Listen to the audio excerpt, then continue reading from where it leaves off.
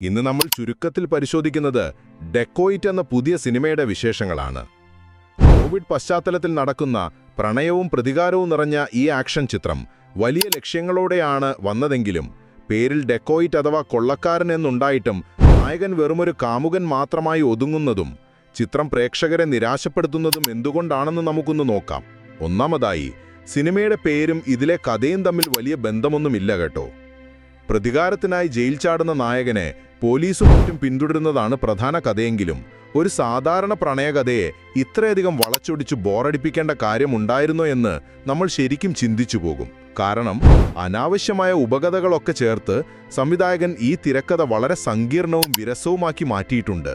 രണ്ടാമതായി, നായകനും നായികയും തമ്മിൽ യാതൊരുവിധ വൈകാരിക അടുപ്പവും ഇതിൽ നമുക്ക് ഫീൽ ചെയ്യുന്നില്ല എന്നതാണ് പ്രധാന പ്രശ്നം. തീർത്തും നിരാശാജനകമായ ഒരു പശ്ചാത്തല സംഗീതം കൂടിയാകുമ്പോൾ വൈകാരികത ഒട്ടുമില്ലാത്ത ഈ പ്രണയകഥ കാണുന്നത് ശരിക്കും ഉപ്പില്ലാത്ത ഭക്ഷണം കഴിക്കുന്നത് പോലെ ഭയങ്കര വിരസമാണ്.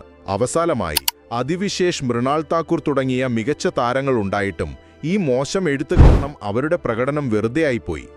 ക്ലൈമാക്സിലെ ഞെട്ടിക്കുന്ന ട്വിസ്റ്റുകൾ പോലും പ്രേക്ഷകനിൽ യാതൊരു സ്വാധീനവും ഉണ്ടാക്കുന്നില്ല. നിലവിലെ ആൽഫാമെയിൽ ആക്ഷൻ സിനിമകളുടെ ട്രെൻഡിന് പിന്നിലെ പോയി ഈ സിനിമ സ്വയം വ്യക്തിത്വം നഷ്ടപ്പെടുത്തിയെന്ന് നിങ്ങൾക്ക് തോന്നിപ്പോകും.